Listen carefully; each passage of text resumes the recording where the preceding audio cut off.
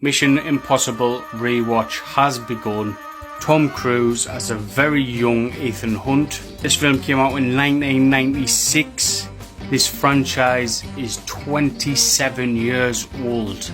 That alone blew my mind. I didn't realise it would be going that long. So if you've been living under a rock for 27 years, Ethan Hunt is a secret agent. It's based on the TV show of the same name, and he goes into these extremely unlikely scenarios where you're watching it thinking this would never happen, but it wouldn't be called Mission Impossible if they were likely. You'd be calling it Mission Possible, and it would have lasted one film. I do really like this film. I think it is one of the better of the franchise overall. Some of the action scenes and stunt work is phenomenal, especially the famous one of him coming in the roof. That was an iconic scene. The film is well paced, it's well thought out, it's intelligent, it is somewhat original, and overall I absolutely loved watching this again for the first time in 2 decades. 4 out of 5. I'm on to Mission Impossible 2 for my Mission Impossible rewatch. It's shit. I was not a fan of this film. I think I've seen it once before, years ago. I couldn't remember anything about it. But coming off the back of the first Mission Impossible, that was so good. To have this as a sequel, how they got a third one out of that.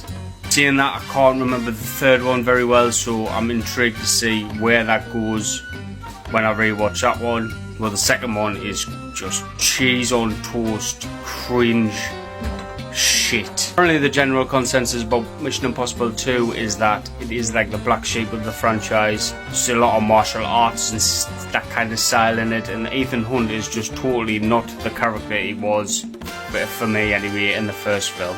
I'm going to give this 1.5 out of 5. Yes, this is more like it. This is my Mission Impossible rewatch. I'm on to the third one. J.J. Abrams bringing this back from the absolute brink. A great story with some amazing action scenes, and the one and only Sir Philip Seymour Hoffman. That guy just takes it to a next level. Phenomenal. This is 100 times better than that second abysmal attempt that I had. 4 out of 5 for me. My Mission Impossible rewatch continues with Mission Impossible 4 Ghost Protocol 4. So they took the first 3 films and they've turned this up to 11. The action in this film, the stunt work. I'm going to be talking a lot about stunt work throughout this rewatch, but I think it properly kicks in for Tom Cruise in this film. It is insane. That skyscraper, I don't know what it's called, in Dubai. The bloke has a death wish. No human person should be doing that. Never mind one of the most high profile actors on the planet.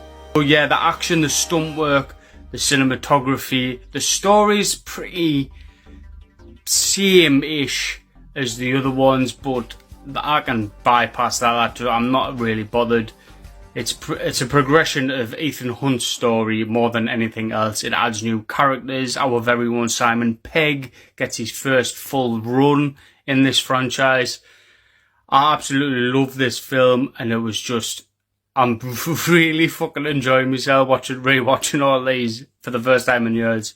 I'd give this a 4.5 out of 5. I've fucking loved it.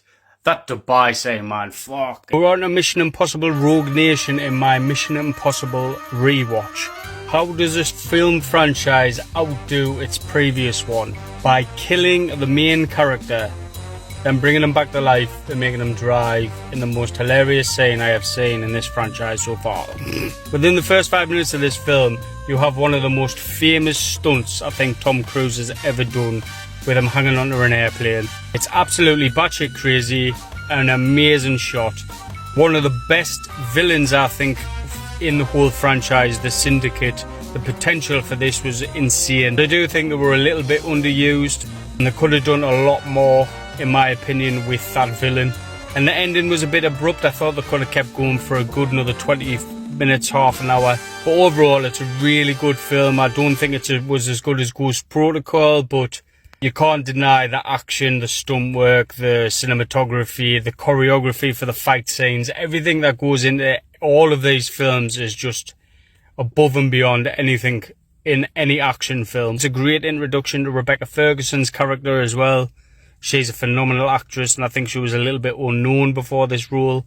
I've got Mission Impossible Fallout, which I think is considered the best of the franchise, so I'm really looking forward to watching that. And then at some point during this week, I will see Dead Reckoning Part 1. But that's coming in with lots of positive reviews, so I'm really looking forward to that one. I give Rogue Nation a 4 out of 5. Wasn't my favourite of the franchise, but it certainly isn't Mission Impossible 2. My Mission Impossible rewatch has come to an end with Mission Impossible Fallout. I have rewatched every single Mission Impossible movie ahead of Dead Reckoning coming out today. I will be watching it this week.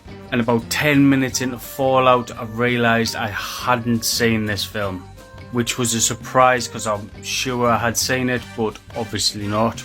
So it was a first time watch for me, and it was bittersweet because I got to experience one of the greatest action films I have ever seen for the first time, while simultaneously wishing I had gone to the cinema to see this, because this would have been absolutely phenomenal on the big screen.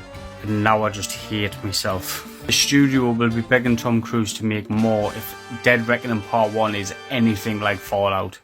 Henry Cavill casting was absolute genius.